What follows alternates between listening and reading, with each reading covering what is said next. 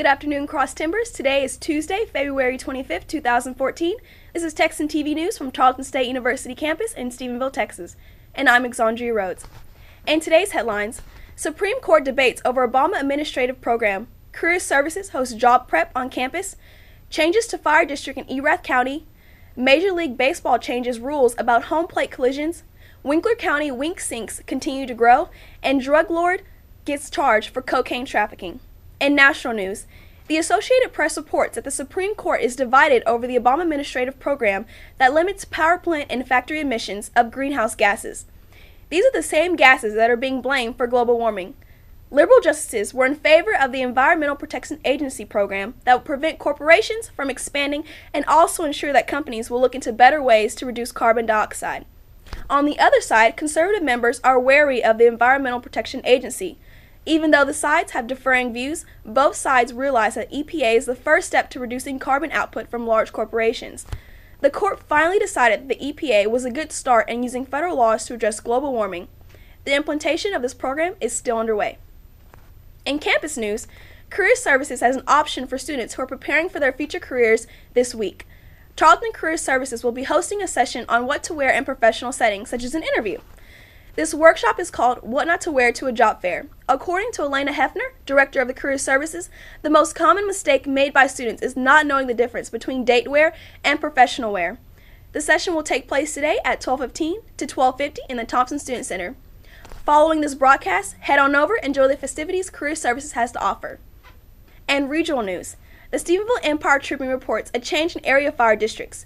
Erath County Volunteer Fire Rescue Coordinator Chris Brook explains that the Erath County Commissioners will expand the Harbin Volunteer Fire Department to cover Highway 281 as well. The changes were made by Erath County officials to improve response times for the eastern part of the county. Commissioners Joe Brown and Dee Steffens agreed on the plan, along with Erath, Harbin, and Selden Fire Departments and chiefs. Brooks said that everyone was in agreement, and this is what is best for the county. And now, today's sports. Texas and international news from the Associated Press.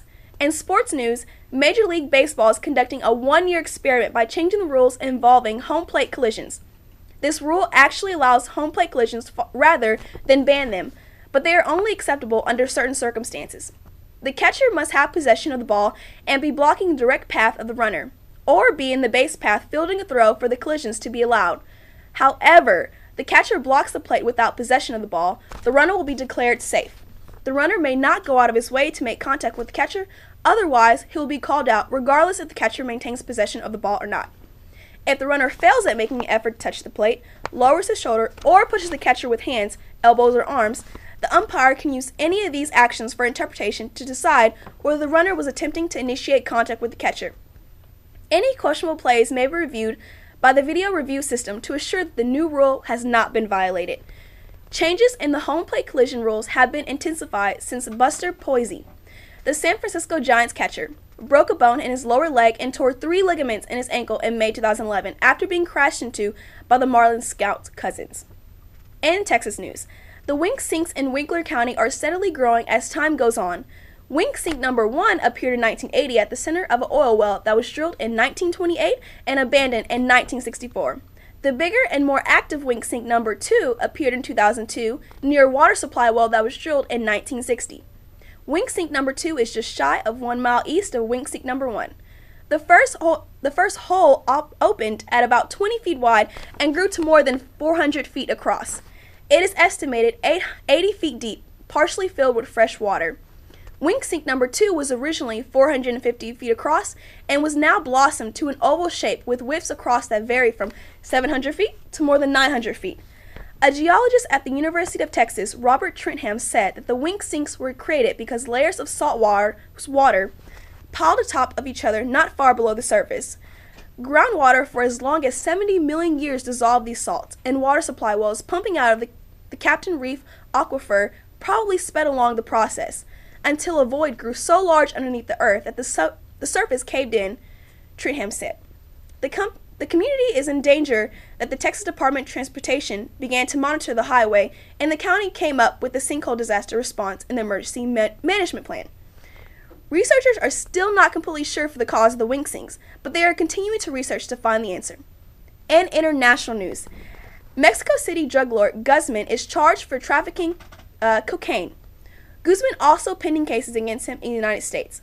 Mexican officials are still debating on whether to extradite Guzman to the United States. Drug enforcement officials hope this bust will discourage other cartel members. Many believe that if Guzman is not extradited, then he will escape and continue control of his criminal organization. Now we go to Associated Press for video. Mexican investigators have uncovered a series of tunnels that allowed Joaquin El Chapo Guzman to evade arrest for the last 13 years. As Mexican Marines forced their way into Guzman's main hideout, he sneaked out of the house through an escape tunnel beneath a bathtub. The doors of the house were reinforced with steel, and the minutes that it took us to open them helped him escape through the tunnels. Guzman then climbed down a ladder into a network of tunnels and sewer canals that connected 6 other houses. Mexican Marines lost the man known as Shorty in a maze of tunnels under the city. He then fled south to Mazatlan, where he was arrested early Saturday morning without a shot fired. Guzman's global organization is the leading supplier of cocaine to the United States. Now starts the lengthy and complicated legal process to decide which country, Mexico or the United States, gets to try him first. Guzman's arrest is still major news in the neighborhood surrounding the apartment where he was taken custody. It is very difficult. The cartel is quite organized and has a presence in many states in the country, so it's difficult to say that just with the capture of Chapo, the cartel will fall apart. Guzman still faces prison time for previous convictions from Mexican courts. Tom Ritchie, Associated Press. Thank you. Now for weather. Chances of rain will remain at 40 to 50% all day with a high of 57 degrees. Today's broadcast was produced by Autumn Adams, Tori O'Neill, and Harley Brown. Don't forget to tell your friends about us and become a fan of Texan TV News on Facebook. I'm Xandrea Rhodes, and tune in tomorrow for the latest news from the Tarleton State University campus in Stephenville, Texas.